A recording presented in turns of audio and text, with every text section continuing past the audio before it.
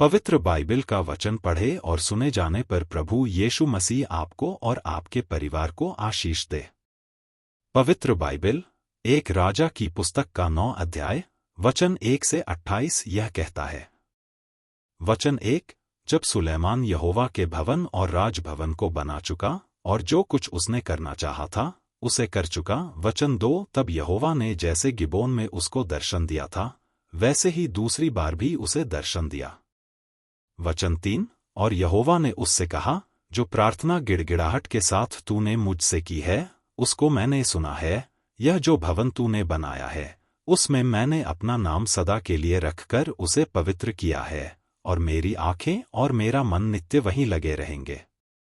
वचन 4, और यादे तू अपने पिता दाऊद की नाई मन की खराई और सिधाई से अपने को मेरे सामने जानकर चलता रहे और मेरी सब आज्ञाओं के अनुसार किया करे और मेरी विधियों और नियमों को मानता रहे, तो मैं तेरा राज्य इस्राएल के ऊपर सदा के लिए स्थिर करूंगा। वचन 5, जैसे कि मैंने तेरे पिता दाऊद को वचन दिया था कि तेरे कुल में इस्राएल की गद्दी पर विराजने वाले सदा बने रहेंगे। वचन 6, परंतु यदि तुम लोग व तुम्हारे वंश के लोग मेरे पीछे चलना छोड़ दें और मेरी उन आज्ञाओं और विधियों को जो मैंने तुमको दी हैं न माने और जाकर पराये देवताओं की उपासना करे और उन्हें दंडवत करने लगे। वचन 7, तो मैं इस्राएल को इस देश में से जो मैंने उनको दिया है काट डालूंगा और इस भवन को जो मैंने अपने नाम के लिए पवित्र किया है अपनी दृष्टि से उतार दूंगा और सब देशों के लोगों में इस्राएल की उपमा दी जाएगी और उसका दृष्टांत चलेगा।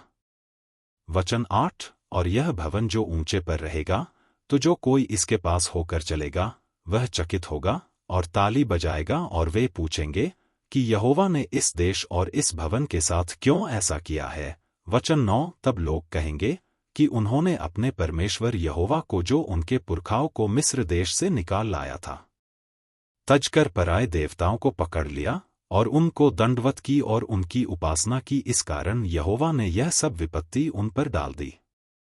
वचन 10, सुलैमान को तो यहोवा के भवन और राजभवन दोनों के बनाने में 20 वर्ष लग गए। वचन 11, तब सुलैमान ने सोर के राजा हिराम को, जिसने उसके मनमाने देवदारू और सनोवर की लकड़ी और सोना दिया था, गलील देश के 20 नगर दिए। वचन 12, जब हिराम ने सोर से जाकर उन नगरों को देखा जो सुलैमान ने उसको दिए थे तब वे उसको अच्छे न लगे। वचन 13, तब उसने कहा, हे मेरे भाई, ये नगर क्या तूने मुझे दिए हैं? और उसने उनका नाम कबूल देश रखा। वचन 14, और यही नाम आज के दिन तक पड़ा है। फिर हिराम ने राजा के पास 60 किक्कार सोना भेज दिया।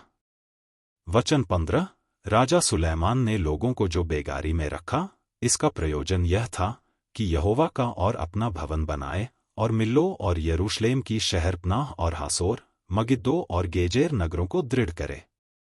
वचन 16, गेजेर पर तो मिस्र के राजा फिरौन ने चढ़ाई करके उसे ले लिया और आग लगाकर फूंक दिया और उस नगर में रहने वाले कनानियों को मार डालकर उसे अपनी बेटी सुलैमान की रानी का निज भाग करके दिया था। वचन 17, सो सुलैमान ने गेजेर और नीचे वाले बथोरेन, वचन 18, बालात और तामार को जो जंगल में है दृढ़ किया, ये तो देश में है।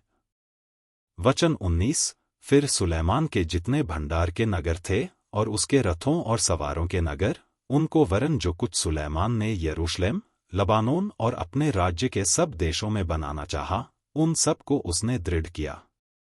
वचन 20, एमोरी, हित्ती, परिज्जी, हिब्बी और यबूसी जो रह गए थे, जो इसराइलियों में के न थे। वचन 21, उनके वंश जो उनके बाद देश में रह गए और उनको इसराइली सत्यानाश न कर सके, उनको तो सुलैमान ने दास करके बेगारी में रखा और आज तक उनकी वही दशा है। वचन 22, परंतु इसराइलियों में से सुलैमान ने किसी को दास न बनाया, वे तो योद्धा और उसके कर्मचारी, उसके हाकिम, उसके सरदार और उसके रथों और सवारों के प्रधान हुए।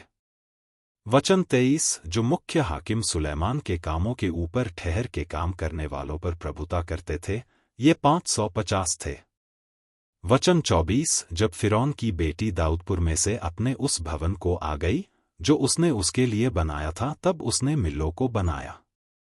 वचन 25, और सुलैमान उस वेदी पर जो उसने यहोवा के लिए बनाई थी प्रति वर्ष में 3 बार होमबलि और मेलबलि चढ़ाया करता था और साथ ही उस वेदी पर जो यहोवा के सम्मुख थी धूप जलाया करता था। इस प्रकार उसने उस भवन को तैयार कर दिया। वचन 26। फिर राजा सुलैमान ने एस्योन-गेबर में जो एदोम देश में लाल समुद्र के तीर एलोत के पास है जहाज बनाए। वचन 27। और जहाजों में हिराम ने अपने अधिकार के मल्लाहों को जो समुद्र से जानकारी रखते थे सुलैमान के सेवकों के संग भेज दिया।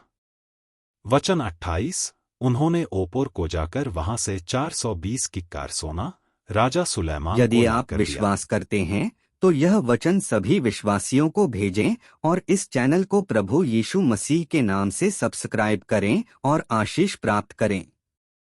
धन्यवाद।